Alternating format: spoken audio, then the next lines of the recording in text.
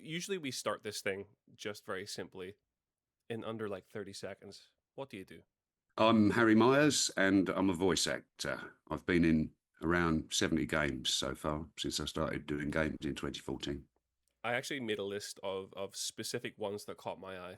Uh, Cool. obviously, Lego Batman is one of the biggest ones. That's why I have you. You kind of came into my radar recently Mhm. with Lego Batman, Baldur's Gate 3, Resident Evil Requiem, Elden Ring, Warhammer, Indika. I see Indika. I love that game.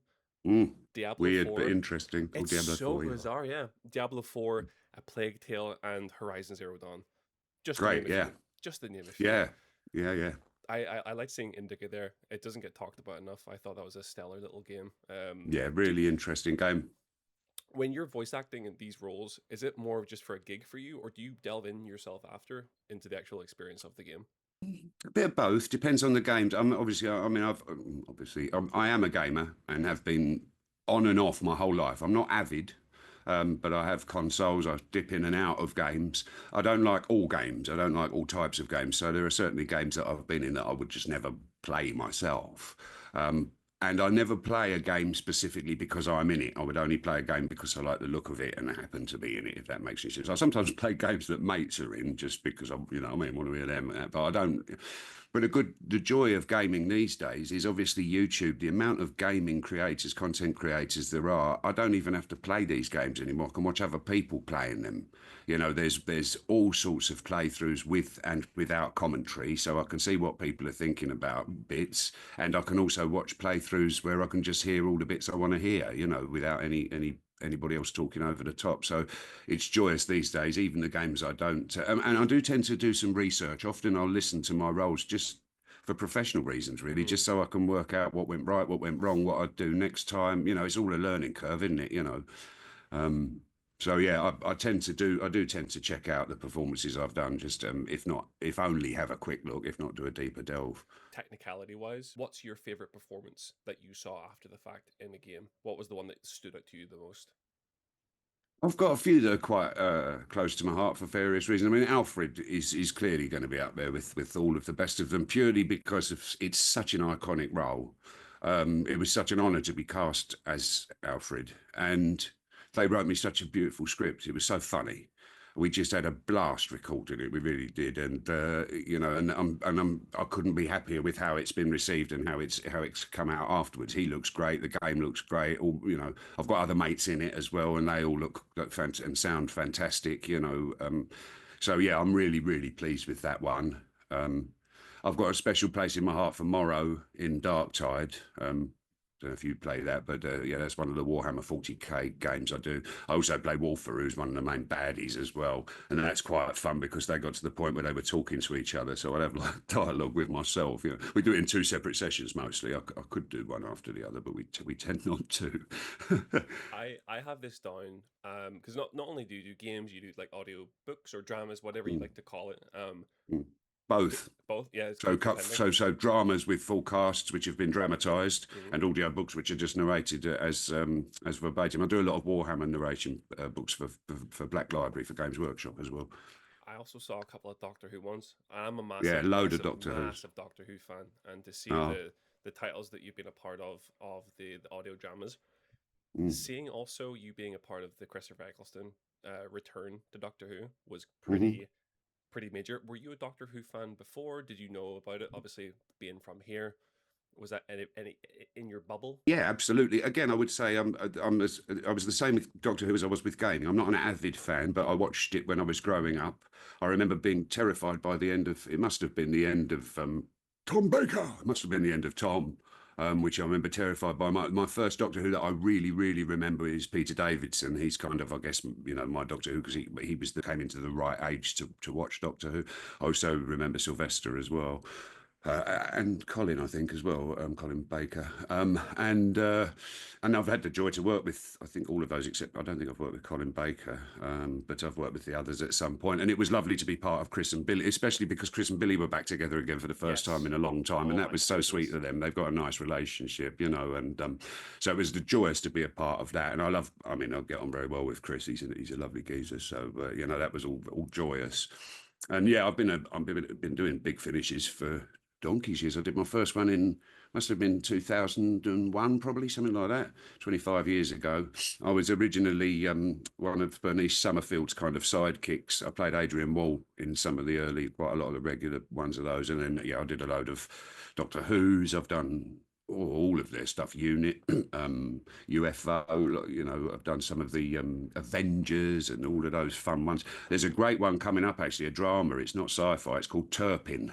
I'm going to do a plug.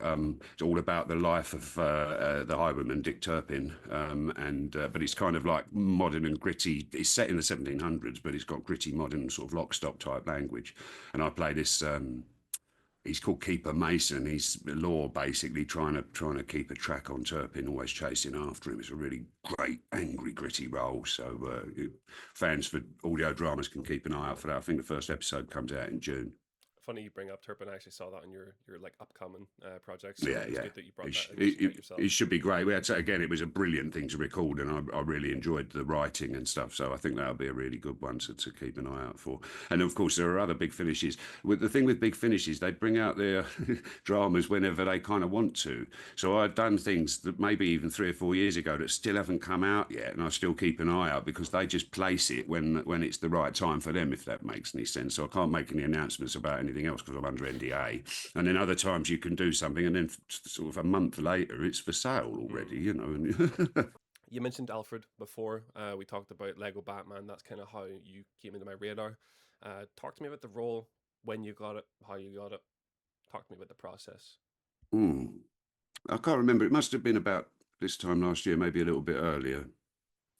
And like most roles that when they first come out, sometimes studios know your work or have heard you in something else and just make you a direct offer for a job for a new role. But that's very rare. Normally, you have to do some sort of casting. Sometimes they just send out a blanket casting for male actors for these roles. Can anyone who's up for it put in submissions? And sometimes my agent will get a special thing saying, could Harry Myres please send a specific thing in for this? And that's what happened with the Lego Batman. They must have heard my voice. I mean, clearly, as I'm talking to you now, Alfred's voice isn't far off my own. It's higher in pitch, and I've made it. I made Alfred's voice. I obviously gave it a massive nod to Michael Caine. I can do a very good Michael Caine impersonation, but they didn't want the actual full Michael Caine, except for in one or two places I go full blown. There's a quote from one of the movies which I've done in a proper accent. Was it the Batman Begin quote? That was another one where we, Yeah. we did much more of a nod towards him, yeah. But they said I had when I did my kind of the voice for Alfred, the higher sort of, especially with the older quaver, they said it's enough like him, but you've also got enough of you putting your own spin on it, which I thought was lovely. And I think there's also a little nod, personally. I think there's a little nod to both more Andy Serkis and a little bit to Jeremy Irons in there as well.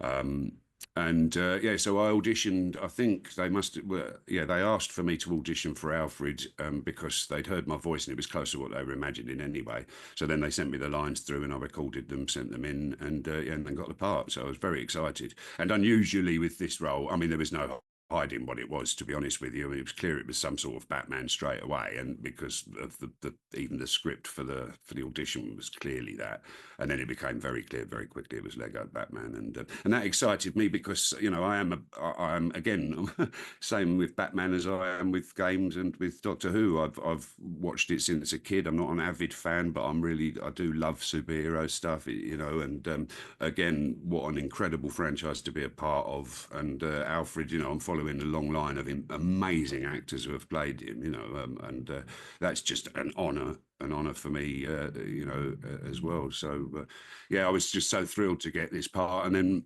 obviously it being so funny was just an absolute bonus. I mean, we had times we were just all in tears in the studio. That particular line, the Batman Begin line, yeah, that was. I remember the developers were just crying during that, and It's not we had our often. moments. It's not often. If I'm just playing by myself, I'll audibly laugh or I'll audibly go. I know exactly where that. that line happened, and I'm like, there's no fucking way they just did that. My No. goodness. And I was literally What? like pissing myself, laughing. Yeah, yeah. What's really strange is because of the NDA that I mentioned earlier. For those of you that don't know, that's a non-disclosure agreement, which means that I sign it at the beginning of the job to say that I'm not going to say anything until the studio tells me it's time to say something or the game's released. So I'm under bound not to talk about it. But about 2 or 3 weeks ago, there was some early access, and part of the early access was that line. And so there was a clip of me doing that line with so I think it was, I don't remember who it was, GameSpot, I think it was, did an Instagram post, which reached 400,000 views within 24 hours, is currently at 800,000 and something right now. But when it was first at 400,000 views, I still couldn't at that point say it was me, even though clearly, like, anyone who knows me knows that that's my voice. I had other people messaging me and asking me if it was, and I was kind of having to go, I don't know. Is it? May well be. I can neither confirm nor deny. It was all that sort of stuff, and it's like I can't even say I'm out there, even though I'm clearly out there. So that was really weird. I'm watching myself go viral, and I can't join in with it. You feel like that scene in Interstellar when he's looking through the past and he's like Yeah, just waiting, yeah, banging the wall. yeah. And you asked me earlier as well, another part that I've got really deep and close to my heart. I mean, there's a few, obviously. I've written down some of my other favourite roles. I mean, Chunk in Requiem was great. He's the big fat zombie that chases you around doing, and that was just fun. I do a lot of just monster noises. I'm just monsters pretty much in Elden Ring as well. I do a fine line in horrific kind of gurgles and groans and growls, and as you can hear, my voice has got quite a few vocal effects on it anyway, and it's quite hardy. So yelping and growling and screeching for hours, I often get cast just to do that for a while. So that's always fun, unless it's really intense and it hurts your voice, which is occasional. Arno in A Plague Tale Requiem, that's really close to my heart. He was just such a lovely character. He was my very first character with a really decent arc. I'd played lots of other. Maybe that's not truly. Maybe that's not strictly fair. It was such a beautiful arc. His was the first arc that I just went, "This is glorious." He had retribution. He had all these lovely kinds of things. And the thing that made A Plague Tale so special, I think, is the fan base. They were so lovely afterwards. It's a fairly small game. It's not. Well, it's not massive, is what I mean. It's not small. But the fan base are just so into it, invested, and they just sent such lovely messages. And I'm finding the same, to be honest with you, with the Lego game now as well. I played two Lego games. I played the Star Wars trilogy, not the Skywalker saga, the Star Wars original one, just the one. And then I played the two Lego Harry Potters as well. So I have played some Lego games. So, not only is it nice to be in Batman, but it's also nice to be involved in Lego. And I played with Lego since I was old enough, probably 5, whatever the minimum age is. I remember playing with. I had Duplo first, which is the little kids Lego, the big stuff, and then I moved up to the hard stuff when I was like 5. Yeah. But I used to buy kits and stuff. So I mean, I'm probably a bigger Lego, or have been in my life, a bigger Lego fan than even any of the other things we've mentioned, gaming and all the other stuff, which is and today Lego commented and they liked and commented a post I made. So I was like, oh, brilliant! I'm in Lego. I'm in Lego's radar. Yeah. If you can, talk to your younger self when you first started out in this kind of bubble of work, what was the one tip that you've learned since then that you wished you would have known back when? Oh, that's an interesting question. I think as far as voice acting is concerned, I think the most important thing I've learned is how important it is to be a really good actor. Not just a voice actor. You need to have had experience. I think, stage experience does and can help. It's not imperative. I know some great actors who haven't had it, but it's, the most important thing is that you've got really decent acting skills. And the most important acting skills to have as a voice actor are voice. So you must have done some work on your voice so that it's strong enough to use and all fit and ready and all those kinds of things. Your diction's got to be good, all that sort of stuff. The text, if you've not done work on words and text and understand speech and all of those kinds of things, it will show you up massively, because that's pretty much all you've got. And then the third thing is understanding the environment that your character's in, and then providing the correct voice or emotes for that environment. So you've got to have a great imagination. You're just stood in an aircon studio in the middle of King's Cross somewhere or Soho, and your character is struggling through a snowy mountain, battling bears or whatever, and you've got to bring that into your breath and into various things that you're doing. And if you don't see and imagine yourself in that place, then the people listening to you aren't going to believe that you're there either. So those three things: voice, text, and understanding of situational awareness on the mic, and what the listener needs to be able to hear and understand. If you haven't done that, then you're going to be shown up. And yeah, so what I've learned is just be as good as you can be at those things as early as possible before you get into voice work. A role that already exists, is there one that you wish you would have played? Whether it be voice acting or acting yourself, because I know that you acted back in the day too. Mm. Is there anything that you wish you would have been able to play a part in? Yeah, I guess there are a few still. I've played a couple of roles that I would have always loved to play. I played Sweeney Todd in the Sondheim musical, but when I was a sort of 21-year-old drama student, but I'd love to do that again professionally, but I don't really do, I do mostly voice work these days. Theatre would probably take me away from voice work too much now, so I'm not that interested. But that was a momentous role to have played. I would love to play Mac Murphy in One Flew Over the Cuckoo's Nest, the Jack Nicholson part, in a play of that, stage play or something of that would be phenomenal. Um, uh, I mean, I guess I've got probably loads of roles that I would love to play, but I probably wouldn't know them until they were kind of in front of me, if you know what I mean. But yeah, those are the ones that I can think of. And also, I mean, a lot of the roles I get given, I just kind of go, "Oh yes, that's fantastic." I'm Zardas in the Gothic remake that's coming up fairly soon, which was a really nice part, and that's kind of a cult game, and again, a lot of people will be really into that and interested in that. That's an interesting point, actually. It is always slightly scarier as a voice actor, or I personally find, and I know a few of my friends do as well, that when you're taking over a role that's been played before, so either something like Alfred in Batman that's been played by so many iconic actors, or a game like Gothic where I'm playing Zardas when you've had a past Zardas. It happened to me in World of Warcraft as well. I took over from on as Nosdormu in World of Warcraft, so I replaced somebody else.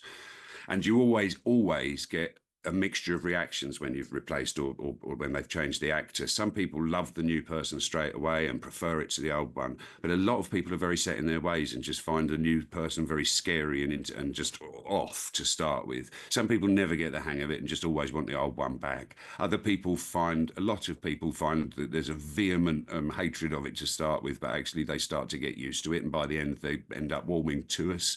But you just never know what that reaction is going to be because you are replacing something that they know so well. And again, coming back to Alfred, I couldn't be happier with the reaction. So far, I've not actually seen a bad word. It's really fantastic. I'm sure I'll get some that just go, well, he's not Alfred or whatever. But not that this really, really bothers me. I don't take these things to heart, but it is important, especially if you've got a really interesting fan base. I do want to please as many people as possible, so it is important to me that I get the roles somewhat right.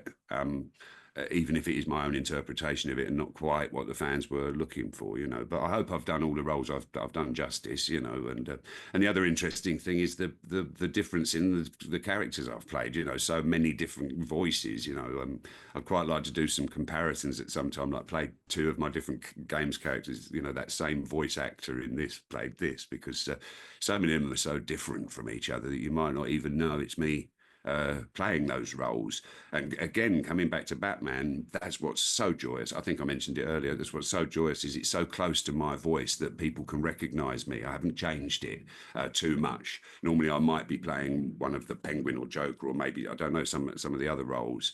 And you might not tell it's me at first listen. Whereas, as I said earlier, with Alfred, it's clearly me, and that's really great for my profile within fans and within gaming, but also for developers because a lot of devs are playing this game, and a lot of them are going, "Oh, that's Harry, brilliant. We'll get him in for." It sticks me in their mind again. But I think like one of the great things is also a compliment is like when people don't realize it's you, like the versatility Yes. of your voice. Like I know Hmm. we're talking your gurgles and your monsters and demons. You might not know it's you, but even like full voice roles. I think it's such a compliment as well to somebody that Mm-hmm. when they realize that is you, like, oh my god, I did, because your voice was so different and so, Mm-hmm. whatever. And And yeah, in some of that's the games, in some of the games, in Crimson Desert, I played somewhere around 12 to 14 different characters that you'll come across in various regions. I can't remember how many people I played in Baldur's Gate 3. I mean, I think it was in the 30s in the end. I think it was 34 if memory serves. And that's, of course, across the entire game. Jesus. Um, and some of those were just screeches and sounds, and a couple of them are just villagers that make 2 or 3 sentences, but some of them were really quite important parts. And so I think what often happens is with these games is you play through it, you don't really realise it's me. Then you know. People do a bit more of a deep dive, and then they start to recognise certain qualities and tones in my voice, and then when they replay, they go, "Oh, there's how." They start to spot me in places a bit more because they're getting a bit more used to my voice now, you know. But yeah, thank you. That's I'll take that. Thank you. Often I'm playing two characters in the same scene talking to each other, so they have to be clearly different, you know. Yeah. And in fact, in one of the Dark Tide, in one of the Dark Tide cut scenes, or I don't know if it was a cut scene or it might have been I think it was a trailer actually. 4 or 5 people speak, and they're all me because Matt ran out of people. He basically ran out of time and people, and I had an hour's session, so I had lines in the trailer as Morrow and Wolfer, and then there was some random captain on the this thing, which I had to do some Welsh captain who didn't sound like either of those, and then and then there was some geezer dying in the background, and I ended up voicing all the characters in this one trailer. Just You went home feeling slightly schizophrenic, probably. yeah, Yeah. yeah, and also just terrified that I hadn't got away with it. Do you know what I mean? Just Yeah. like I was just worried I was going to listen back, and it's clearly just all of it, just me doing my own voice, panicking in a vocal booth. Do you know what I mean? Not getting away with it. But no, it was fine in the end. And the next morning you wake up with 4 white walls around you padded. You're like, oh, this Yeah, makes yeah, sense. yeah. Yeah. Yeah, it was all a dream. I was Yeah. never a voice actor. I've just been pretending to be characters this entire time. Sorry, Doctor, what you were saying? We always end the show with just one final question. We call the show the wind down. After a long work day, you're stressed, you're tired. What do you do to wind off your day? Oh, it's interesting. I do a mixture of things. I like to go for a walk somewhere nice, especially in the nice weather. I'll go and sit in the park for half an hour, 45 minutes, and just I love fresh air. I love the animal sounds, birds. I mean, I live in central London, so they like, I mean, I've got proper Pigeons. animals, but yeah, I hear pigeons and squirrels and stuff. But I know I've got a little park nearby with some lovely bird wildlife and typical city wildlife. So I get myself into there. I like to go for I don't drink much at all. I might have a pint here and there. So I sometimes like to go for one pint with some friends, or even on my own. I'll just go and just sit for half an hour. And I'm quite a sedentary, quite a chilled person, and I spend quite a lot of time on my own. But I do socialise when, as and when. I've been going clubbing again recently. I used to love going clubbing when I was younger, and house music particularly. House and drum and bass are my two favourites. So That is recently the I've been going complete to opposite of me, man. I mean, I like all sorts of music. Don't get me wrong, I'm a musician as well. I play piano. I play jazz is my favourite thing to play.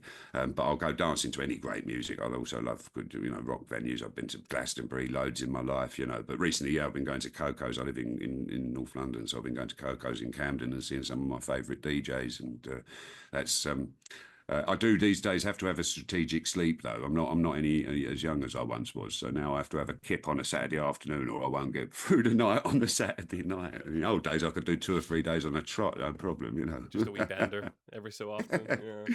Yeah.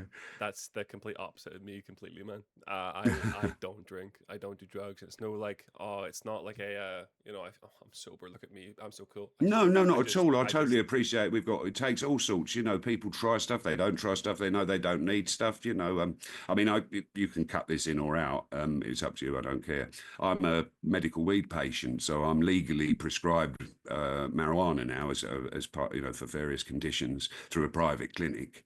mm, I was a black market user for many years, and it just always helped with various mental and physical health ailments I had. So, often I'm now allowed to vaporize plant legally. So I'll take myself off into a park and just have a nice wind down after work, bit of medicine, and just feel a bit more myself. That is the best wind down answer I think I've ever heard, by the way. Great, you can use that. So yeah, absolutely, sweet. Thank you, Stellar. bro. Um, I didn't know whether I wasn't sure. I didn't want to start with that because I didn't want to. Do you know what I just mean? in I don't know case. what your You views can name it. are on I it. don't Do you know care. what I mean? But it's all legal, so it don't matter. Yeah, You yeah. know. You can do whatever the fuck you want. And I'll be like, sure. I wouldn't admit to any, illicit drug use on here. Not that I do any now, anyway. But all of everything's above board now. But yeah. But it wasn't at one point, is what you're saying. Oh Christ, no, no! In my 20s, I used to go clubbing every weekend. I was all over to take whatever you put in my hand.